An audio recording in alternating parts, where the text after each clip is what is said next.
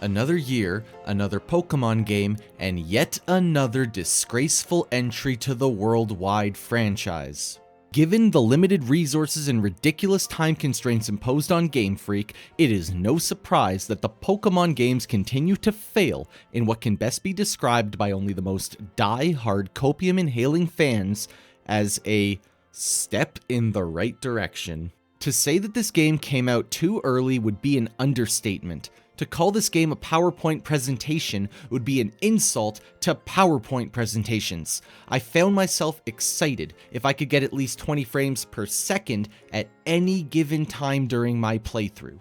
And given how absolutely awful the visuals are, it is anybody's best guess why the game is completely incapable of maintaining a playable frame rate, even during the cutscenes. The non-sandwich textures look like they're over 10 years old, the lighting barely functions, the terrain is largely empty, and assets pop into and out of existence extremely abruptly. Now let's be clear that it is not the hardware's fault, because we have seen way better visuals in other video games on the Nintendo Switch. This is a software issue, and I pin the blame entirely on the Pokémon Company for their release schedule, which prevents the developers from Game Freak from actually doing a good job. Honestly, I could spend several more minutes going through the many faults of this game, but I feel like other creators on YouTube have that covered. I'm actually more interested in pointing out the few things that this game did right. I assure you that I feel like this game is absolutely terrible, so don't get me wrong. I think it deserves every last bit of criticism that it is receiving from the community at large. We can and we should demand better. But it did do a few things well enough that I think it deserves just a tiny amount of praise. To start off my list, I was actually impressed with the new mechanic in this generation known as terastallizing. Like the Dynamax mechanic from Sword and Shield, you can terastallize any Pokemon in your party without the use of a held item. Unlike Dynamax, this will continue until your Pokemon faints or is switched out. The 3-turn time limit was a lame mechanic, and I am glad to see it go. Most interestingly, you can give any Pokemon any Terra type that you want, adding potential competitive nuance that I can't help but appreciate. Being limited to a single terastallization until you recharge at a Pokemon Center, however, was a design choice that I simply cannot get behind. Still, this is an overall net positive change. The game also introduces brand new Pokemon with unique designs. Some of these are actually new forms to Pokemon we already know. This is by no means a brand new concept, as regional forms were first introduced in Pokemon Sun and Moon. That being said, I'm quite fond of the direction they took this time. Certain Pokemon will be given past forms in Pokémon Scarlet, and you will encounter future forms in Pokémon Violet. These are collectively referred to as paradox forms. As a personal lover of any and all things time travel, I can't help but enjoy seeing these more primitive forms of the past, as well as the slick, robotic forms of the future. It adds a bit more immersion and world building into a game that otherwise constantly takes you out of the game world with its terrible performance issues.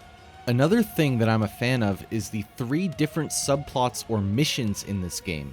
In addition to defeating the 8 gym leaders to ultimately challenge the Elite Four, there are 2 additional tasks that you have to complete. You have to defeat 5 Mighty Titans, as well as defeat the 5 different Team Star bases. This gives us a total of 18 different main objectives before the 3 storylines converge at the end. You can technically do these missions in any order that you see fit, though the levels do not scale, and therefore you might run into problems if you stray from the intended order. I'm a fan of the freedom that this affords us in an open world game, but neglecting gym battles ultimately left me with a team of Pokemon that did not obey my commands, and I also had an inability to catch any new wild Pokemon in the higher leveled areas that I was actively exploring. If they actually made the content scale to the order that you cleared it, I would have loved this considerably more, and that is the direction I'm looking for with the next Pokemon game. In addition to giving us more content in the form of these 3 different sub-stories, the writing for all 3 was far more interesting than what we're used to. Team Star was probably the most well thought out and best executed enemy faction that we've seen in a mainline Pokemon game. The writers were not afraid to tackle some slightly more mature topics in the Team Star and Titan sub-stories, and I am all for it. I'm intentionally avoiding spoilers in this video so you can experience everything for yourself. There are some actual surprises where they break away from their usual formula, and trust me, it's a great change. Another change that I am really thrilled about is the newest exploration feature known as Let's Go, which is an auto battle mechanic. While you're exploring the landscape, you can send out the Pokemon in your first slot to do battle while you go about your business of collecting potions, Pokeballs, TMs, and whatever else you might find littered along the path. This is a useful, albeit mindless, way to train your team so you're ready to tackle the challenges that await you. With how slow-paced the regular battle system is in this game, you will be happy to use this alternative method to grind levels, even if the experience gain is lower when using this method. Seriously, the overall flow of this game would be so much worse without this mechanic, and I hope they never get rid of it. As an added bonus, I've heard that your Pokemon will not accidentally slaughter a shiny Pokemon, and I'm actually impressed that they were smart enough to do this. Yes, the bar is that low.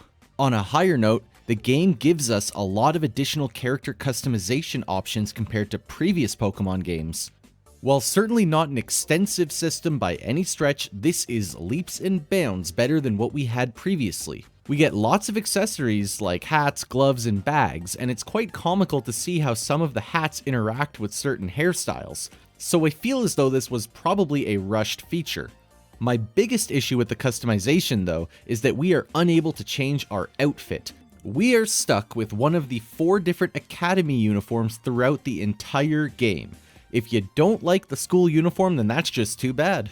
Still, I got to live out my dream of becoming a Power Ranger, so that is a win for this 90s kid. Another win would be the soundtrack. Overall, the music does a great job of capturing the mood, regardless of whether you're traveling through the wide open and empty terrains, exploring a cave, or doing battle. This is probably the biggest saving grace for the game, though I can't help but wonder how much of this game's budget went into the song that plays during the credits. Overall, is this a good game?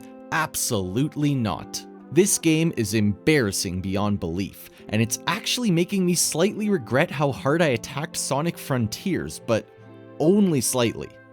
If you're already a fan of the Pokemon games, then I think you'll still enjoy your experience with Gen 9.